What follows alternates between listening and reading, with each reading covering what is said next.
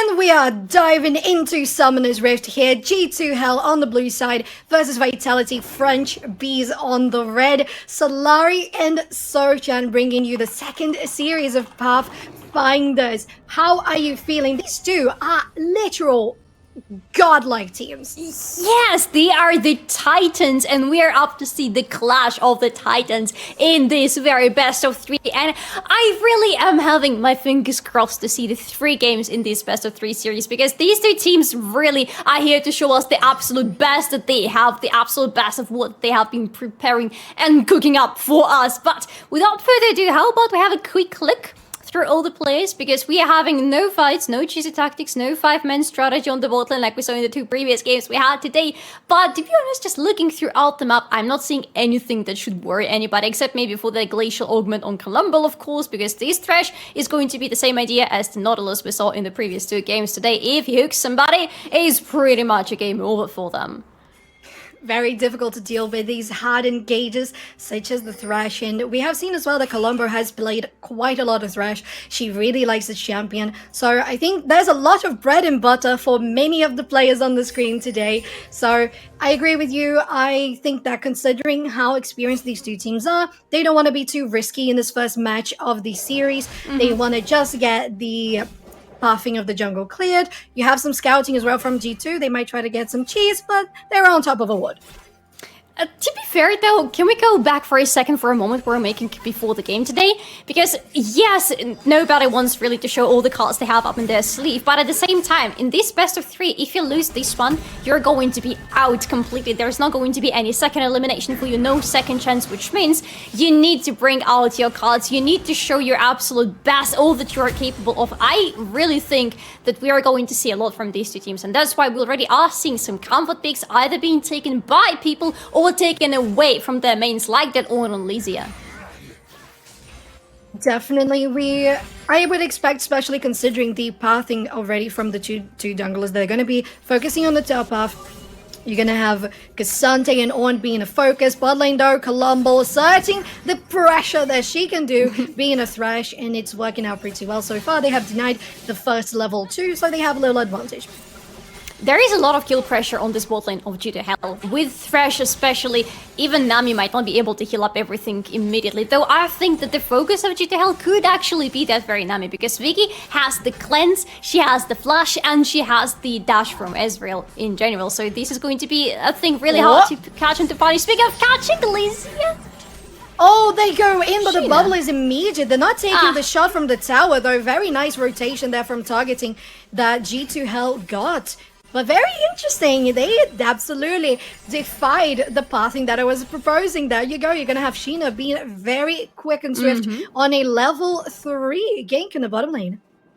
She still has a lot to clear, and she's going to rotate also to a part of the map. Wukong is just finishing the clear, which means it's going to be a Skull Carp for Wukong most probably, but after that it is free to either recall and go back to base, get some items, or to go in either of the lanes and apply some additional pressure in there. And we have seen already just how much of an impact this early proactiveness from junglers can bring to the table. I am expecting some action on the top lane right now, because look at that, both junglers out there, the Skull Carp is there, Rek'Sai is there too, and I really wonder if Shinako is going to try to have some more action going on this part of the map this time. I think it would be a little difficult considering that she knows that she went to the bottom lane, so it's going to be one camp that she's behind. So she just finished out that blue buff, so you would fight a double buff Wukong for that scuttle. Definitely best to try to just clear your side and be a little more careful on the top lane. Interesting, Lysia actually beating out on this Cassante earlier on. Well, it's on. Whatever you want from a champion, Ornn is going to deliver to you. Ornn is extremely tanky, you cannot really gank him freely on his lane, and of course you cannot even think about tower diving him. Ornn has a lot of range with the abilities, Ornn has a lot of damage on the lane phase, Ornn has a lot of survivability because it's also the Grasp of the Undying Ornn. This is the all-in champion, one-man army. Yeah, maybe 2 men here as you have the charm coming in from Tifa, and you also have Sheena over the wall. There they go, one step forward and a flash and a knock up on Lilith. It's gonna be a fast blood for Lilith instead. One more auto, 2 more autos. Tifa confident. finish it! And Lilith guarantees a grand escape. Oh, And maybe Tifa might be down because Ali is here, the flash forward, and then the flash denied. Tifa goes down 2-0 for Vitality French Beast. This is disaster for G2 Hell. They had a very good setup, a very nice leash from Tifa for Sheena, very good charm landed by Ari, but then Sheena doesn't go in immediately. I'm not sure if it was the idea all along, or maybe some little miscommunication has happened there, but because of that, Lilith had enough time to get out of this charm, start dealing her own damage, and after that we see what we were seeing today for the first 2 games in a row. Somebody tries to gank somebody, but then this gank person actually becomes the hunter and gets the first blood. Insane how they managed to get that happening. Oh my god. And both mid laners don't have Ignite. So it was just down to that damage. And even though you had Corrupted Potion for Tifa, she wasn't able to burn Lilith as much as she needed to. Very, very close call there. I think, responding to your question there, Solari, I think that maybe Sheena was just waiting for Lilith to think that it was okay to try to go for a 1v1 since Tifa didn't have the charm anymore. And then she went in, but unfortunately there wasn't enough damage. Until we have the comms, this is only going to be, unfortunately, pure speculation on our side as to what exactly happened there. But the fact is, whatever it was, it caused G2 Hell 2 kills and a first blood given away to Vitality French Beast. And there is a dragon up and running on the map, by the way. This is again the Infernal Drake being the first Drake of the game situation. And with the rotation of both supports towards the mid lane, we can see some action from the junglers there, because there is going to be some vision set for sure. G2 have been very diligent with their vision so far. Vitality French Beast as well, going in with very deep water, so you can see even right now on the blue buff of G2 Hell. So right now, with the rotation from them, we could see the first Drake going down pretty early in the game. You will see if that's going to be the case. We have some wards in the bottom river. Nothing happening thus far. The lane is pretty much evened out in the middle for the bottom lane. Colombo, though, has the ward detection. They have been spotted, so there's not going to be any sneaky attacks. But still, they can just assert so much pressure just by being a Thresh. It's not even about taking the kills. Aphelios doesn't necessarily need the kills in the laning phase. It's more than enough for Cultist right now. The Colombo is providing that kill pressure on the lane, making sure that Vicky is never free to farm. Look at the CS difference. Oh my god, look at the fights on the top lane! That's going to be so explosive. Lizia goes in, and it's going to be a follow-up from Sheena as well. The Horn has been popped, but the damage is coming out from the Gasante instead. Chubby Daddy dropping down is going to be a kill for Sheena. And I love those zoom-ins on the damage character. Yes! So funny. I also love the range from that ultimate from Xante, because it was perfect. If you manage to catch somebody against the wall, the ultimate from Xante goes a really long way, and this was exactly the case. Really good for G2 Hell, especially for Elysia, that Sheena was around there at that very moment, because otherwise it would have been a clean 1-to-1 kill for Chubby Daddy. Chubby Daddy actually getting knocked down on that one, even though it was a good control of the wave that they had going on. It's going to be G2 Hell having preference for the Herald. You have your mid laner to help. Very easy takedown, Scuttle Crab vision, also yours. But there is some vision for the bottom river as the Drake is still up, Solari.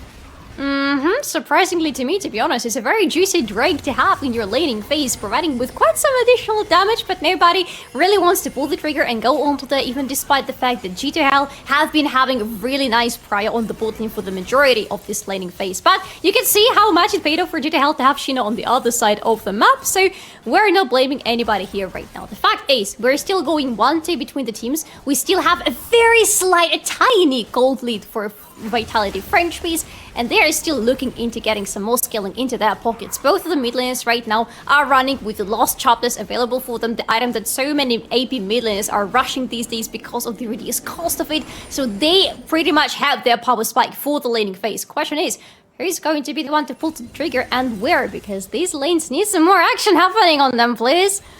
Well, at this point, I would say that bottom lane here for G2 Hell has been very decisive on freezing out the lane, knowing when to push, so they can have the pressure for the Drake. We can see now that they're pushing more because Sheena is around. There potentially could be a gank and a kill onto Lilith in the mid lane. They're going to clear out the vision, get the priority for this Drake, and they could have this one pretty easily. Although Ali is around the corner, I don't know if they're going to try to fight this one. You have the Talia going back to base. She has TP, but she can only TP back to the tower. No unlocked TP yet. So this is going to be an easy G2 Hell Drake.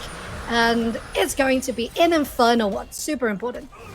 It could have been a steal there, by the way, from Vicky, and Ali could have tried to join in the fight by TPing back to the mid lane and going in with the ultimate that is available for her, and Talia is a champion that really should utilize the amounts of mobility she has and the potential of securing the objectives, securing rather the terrain around the objectives, because Talia is pretty much the same idea as you have with the Maokai. You want to have her at the objectives, and ideally you want to have her there first because you want to use this wall of hers to the fullest. But right now what we could use to the fullest is Ali maybe around the bot lane, because to be fair, French Beast bot lane really needs a little bit of help, or at least some shadowing.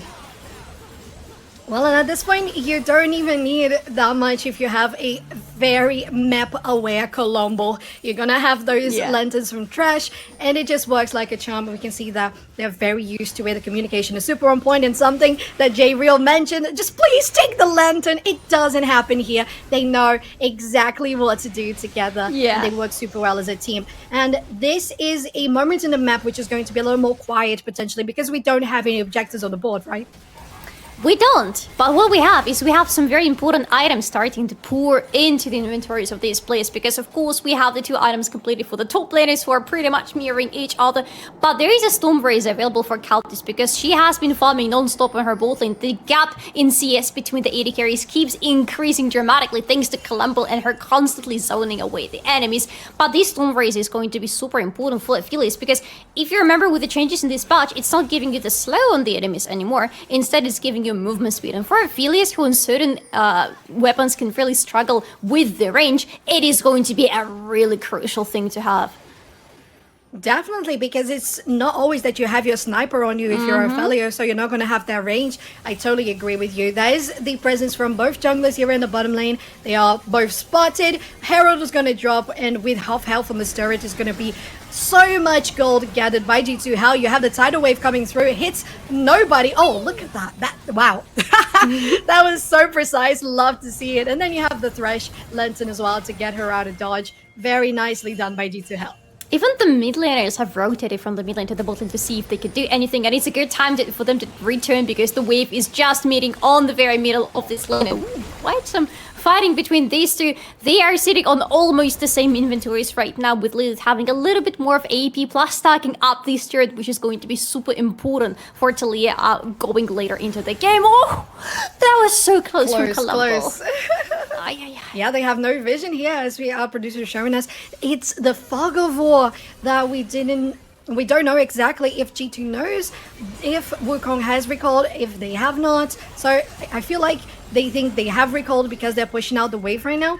But I think one thing that I was going to say in regards to those items in the mid lane, and correct you if I'm wrong, Solari, it's something on both sides that defines different things. You have the ring for Ari, you're going to try to get the kills. On the other hand, you have the Tear of the Goddess for Talia, so you want to have the ability stacked on the minions. So it's different things that these two are trying to do, but at the same time, they're keeping such good CS as well. Absolutely. The CS is absolutely on point for both of them. They're going exactly toe-to-toe, and they have been on the middle of the lane for the majority of the time. So both of them are really managing the waves very cleanly, making sure that they are on the safe side, not allowing the ganks for the majority of the times to happen. And even when Lilith allows the gank from the enemy team to happen, well, we saw exactly how it ended up for her. But yes, I'm really curious about how soon is Tifa going to get those stacks on her Dark Seal, because this is an important item, but it's not really worth that much unless you start getting the kills onto the enemy champions. It's so true, and at this point, I respect the fact that Tifa is still remaining somewhat safe, because that's what Talia has been doing as well. So if you keep toe-to-toe with your enemy laner, that's going to be easier. We're going to have here Sheena going in for the top lane, but there have been pings around. Chubby Daddy knows of that presence. TP going in from Tifa back into the mid lane, as this Herald is soon going to spawn. There we have it. And most of the people from Fatality French Bees are also in the mid lane, so that could be a certain skirmish if they want to fight for this one. Or it could be an exchange of objectives because we have 20 seconds until the second Drake of the game is going to spawn. And you can see Ali is already there having the help of the bot lane as well. Plus the top lane of G2Hell has rotated, allowing their bot lane to go wherever they want. But this gives additional safety for Vitality French Beast to go for this Drake to secure it if they're quick enough with it. Because Shinny is already taking the Herald and for sure the French Beast are not going to be able to contest this one. And it's the second Herald to give away. It's quite a lot in terms of how much of objectives you're going to lose on your lanes. One thing that I was noticing is the amount of Rek'Sai tunnels there is in this map. Yeah. Sheena is just going to roam like crazy, and there you go. It's going to be an engage with a hook going on to Chubby Daddy. They managed to get some damage, but they decide to just get the scare while it's going to be a certain hit on the turret. It's going to be down, and it's not going to be a dive anymore. Look at that! Colombo just manages such a good dark sentence. Chubby Daddy is donezo. But what a well-strategized dive was that. The prediction from Colombo on that hook was insane. Exactly, I know, right? And it's going to be the second of the Herald into the inner turret on the top lane. That's a massive win for G2Hell on the top side of the map. The outer turret is still standing while the inner turret of the French Beast has been damaged a lot. And right now it means, first of all, the G2Hell are free to rotate their bot lane wherever they want, most probably towards the bot side of the map because, well, not much to catch on the top lane anymore. And second of all, when the time comes in 4 minutes and the Baron is going to spawn, they will be able to constantly be applying pressure around the pit, making sure the French Beast need to maintain the vision there, need to maintain people to be able to rotate there if G2Hell decide to go for a not so sneaky or a sneaky Baron. Yeah, because at this point, you see G2Hell 2k gold ahead, which is not massive, but it's something that they're building at this point. I am wondering... Oh, wait, we have Hextech Drake. Oh my god, we have Hextech Drake. Therefore, Hextech Gates and Rek'Sai Gates. There you go. There was a little bit of confusion, but it's so many mobility available for Sheena in this map. That's gonna be crazy. Sheena can be anywhere she wants in a blink of an eye. And it's not even talking about the ultimate from Rek'Sai. Even without it, she's going to be able to rotate very quickly throughout the map. And this is very important in this game because G2Hell need to be in so many places at the same time. But the same goes for the French Beast. They need to protect their outer turrets and their turret in the bot. And as you can see right now, is really suffering a lot. And the pressure from the bot lane of G2 is not going anywhere. And it's not going to go anywhere because Aphelios will keep scaling and will keep being very dangerous. Sheena looking for Lilith here in the river. They have the vision on the bush, but the Scuttle Crab hasn't been touched. They want to still remain a little incognito. Everyone just trying to maintain a very blasé performance, a very blasé stance. I don't know you're here, but secretly I do know.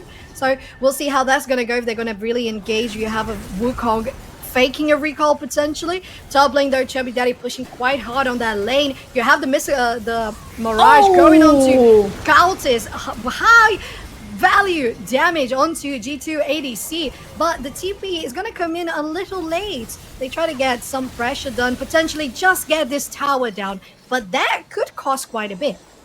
That could, but it didn't. And right now this is going to cause the French Beast, the turret on the bot lane getting destroyed as well, which means that they're losing a lot of prior going towards the next Drakes. And we are talking again about the Hex Soul, which is very high value soul, even after all the changes that have been introduced with the dragons. It still provides you with a lot going into the team fights, and both of the teams really love working around the team fights. This soul needs to be secured, the soul needs to be fought for. Oh, that was so close! Lilith, just tiniest sidestep. Love. Yeah, you can feel the love from that charm just hitting your cheek. Kissy, yes. Yeah.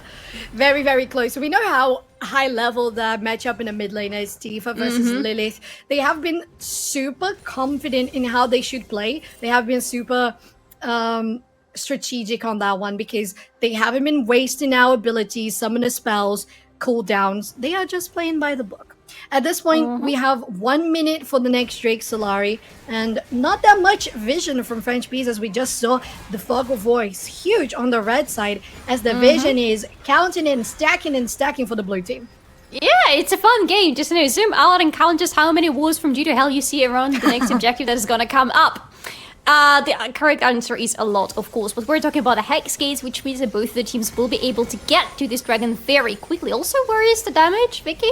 Vicky's already sitting on quite some items, but I'm not seeing enough damage from Ezreal, unfortunately. We saw a little bit before that on this fight on the bot lane, but just not enough. And the thing is, we talked about it already today, Ezreal is not really the hyper carry of the team. It's not going to be able to provide consistent damage throughout the team fights. The poke, of course, is going to be there, but I'm slightly worried about how the team fights are going to look for the French beast because of that. Because it's something that really relies on the constant damage, right? The DPS, the damage per second, and the potential that Vicky has been put out to the table right now has been more in regards to poke, as you mentioned. Oh, the first charm is not going to land as we have a TP from Chubby Daddy going in as they're going to try to get a fight here. The cage from Thresh is going to hit. The last hit from Elysia takes them down. No jungler for Vitality French Beast as G2 Hal has absolutely dominated this pit. But they don't even need the rest of the team. China's going to do it on her own. They have to defeat and protect this tower here. They're going to go in. Colombo doesn't hit. Neither does Tifa. They are pretty much safe, Vitality French Beast. But still, it's another Drake down for G2 Hell. It's another Drake, and they're getting closer and closer to the soul, which is not a good point for the French beast to be at, to be honest. Oh, that's... By the way, can we talk about this graphics for a second? That is a very good-looking dragon right there. I love seeing it. But what I don't love seeing for the French beast right now is the fact that the third outer turret for them is getting really heavily sieged. Yes, it is, Solari, and we have seen Chubby Daddy mostly in the top lane. The tower is already down, we saw them going in with a TP, but the engage from G2 Hell was so proactive, coming out with the Dark Senders from Colombo, with the OT as well, followed up by Ornhorn. It just really merged out super well together on a team fight. So Vitality French Beast really has to keep that in mind when they go for those skirmishes. So far, they're just trying to keep up the farm. They're also trying to keep up with the itemization, and some really interesting things are happening there. Of course, there is the Jack Stroke picked up for Chubby Daddy, so this Xante is going to go full tank. And to be fair, this is my favorite type of Xante in general, because you can build him in quite various things, but the full tank is the spiciest one, I would say, and it is the most important one for the French Beast right now. I feel like they will need to rely on the tankiness from Chubby Daddy quite a lot when it comes to the upcoming teamfights, because you can see just how much burst damage is available there for G2. But that's the thing I wanted to mention. There is not just the burst damage coming from G2. I quite like the itemization from Tifa in this game, because I'm not seeing Cultists going into something with the Armor Shred pre-third item, which is, to be fair, gonna happen quite soon. So this Leandris on Tifa is going to make sure that the front lane of French Beast is going to have at least some things to be dealt with from the side of G2 Hell. It's definitely good as well, because you're trying to counter the healing from Nami. And it's something that is gonna break the legs for Vitality French Beast, because they're gonna rely so much on being more stable and being more sustainable because of the support. And Ari's coming in clutch to try to deny that from happening. They're gonna try to push much further here. The rest of the team from G2 has arrived. Casanti still in the top lane, and we'll see if this is gonna be potentially being taken down. Ali gets the clone on that one, and Vitality French Beast once again managing to protect this one. Excuse me, that was almost a kill on Tifa. While you have a charm not landing, you have the damage from Lilith instead with the target from the turret. Worked out amazing for them, and now they have the breathing room to actually try to push in themselves. And it's going to be another hook from Colombo, not hitting anybody. This is very nice moment for the French Beast to fight back. This is the beauty of the pickup of Talia for Lilith. I absolutely love that they decided to go into that full-on mid lane, because you can see just how nicely she neutralizes Tifa the moment she decides to go in with the ultimate. The moment Talia is there, the moment she presses her stones onto the ground, Ari cannot really hop around anymore, else she's going to be locked in one place, which is what happened, which almost cost Tifa life. At least at this point for G2, they are safe to hear that, well, it was already pushed in the mid lane. They still had enough champions to protect the outer turret, and there's still 1 minute and 40 seconds, there you go, for the next Drake to spawn, which would be crucial to them. You mentioned as a soul point. So they haven't lost pretty much anything on that fight. On the other hand, that is such a good victory for Vitality French Beast, isn't it? It is, even though they didn't really get a kill in the end of it, especially on the Tifa, they still got the prio back on the mid lane, and you could see that they immediately rotated towards the Baron, making sure that they removed the vision from G to Hell and put their own in there, and this is a very important moment for them. 25th minute in the game, G to Hell could go for a sneaky Baron. It is very crucial for the French Beast to maintain the vision onto both objectives, especially onto Baron, because they will need to focus on the dragon. In less than a minute, it's going to be up, and they will need to fight for it to make sure they prevent the soul from happening for G to Hell. But Baron, just keep your eyes on there with the words. That objective is going to be so important for G2, how as you said, Solari. So they have gathered the vision, they have cleaned up the vision as well in this bottom river, and they have some pings, maybe a flank that they want to try to do. We'll see how that's going to go. Vitality French Beast congregating in the mid lane, and nobody with a TP. No, you have Chubby Daddy still with the TP, but they are here in the fight. Potentially could be a flank happening, or they're just saving this one. They try to get something out of the way, pushing in the wave in the mid lane, getting some priority in the wave for the river. They have been able to conquer this space, which is very well done by them, considering it's less than 10 seconds for the Drake to spawn. It's not enough though to conquer the mid lane. They also need to rotate towards the objective itself, towards the Riven. They're doing exactly that. Oh my god, Lizzie is going in with a very clutch engage with the own horn. And Tifa is already in there, but so much damage coming in from Wukong. Chabidadi is going to get the kill immediately. Kalambo is getting the kill onto Talia, a very important person down, but the fight is so scattered right now. Vicky is going to get a kill onto Kalambo. Cultist though is going to get a kill on the Chabidadi. Do G2 want to continue? They want to get a damage from Cultist! Wow. It's a double kill onto support, and she wants to go further. Vicky is almost done! And Cultist is trying to go further. Not anymore, but that was more than enough for G to Hell's AD carry. There is no Syndra in this fight, but that was the scattered of the week. We saw that team, both of them, really going in like NCBs, and it managed that G2 not only just finished that soul point for themselves. You had Countess so confident on that damage that she can deal with Aphelios that she went in super aggressive, almost going for a dive for the Ezreal as well, and it turned out that they're 2 for 2 in the fight, turned in for 3 for 2 for G2 Hell. Well, to be fair, you can see why the audacity was there for Caldice. It was fully justified. Lisa was there tanking the turret for her. She had all the damage needed. 3 items all there. The LDR, this armor shred that I was talking about, finally completed for her. Plus the Gale Force has been updated by Lisa. The beauty of having Ornn in your team is that you can scale up even further than you normally would because of these upgrades of your core items from the Ornn. It makes such a big difference, doesn't it? It's a champion that is going to make any full build turn into an upgrade, right? Because when you hit that glass ceiling, you don't really, because you still have that upgrade coming your way because of your teammate. Right now, Countess has so much damage. We can see how much she knows she can be in aggressive position, and that's what she's doing. Colombo as well. They have been doing that all throughout the match. But this is the moment that Aphelios is going to shine the most, isn't it? It is. This is the prime moment for Cultist. This is the prime moment for Aphelios. So whoop, exactly that. I love it so much when they pick up the Londons from Thresh as a support main. I just feel very blessed myself this very moment. But I do French too. piece. I do too. French piece. Softchan, French bees are not really feeling blessed at this moment, aren't they? They are in a tough spot. They are getting sieged quite heavily on all 3 lanes, and the worst part is that not only is there a soul point for G2 right now in 3 minutes, they could go for the hack soul, there is also a lot of... Oh, there is a very nice Sheena sitting in the bush, but there is also a lot of pressure onto the Baron. She's actually sitting right next to... If this Baron happens for G2 Hell, the push is going to be immense from them, quite possibly resulting in at least 1 inhib going down. And as you can see, Lizzie is on the bot lane, yeah, but she has a teleport available, and everybody else is right there dancing around those walls that are not really helpful. Oh my god, Colombo, what was that? They go in, they have no vision, but they managed to get the hook onto Ali.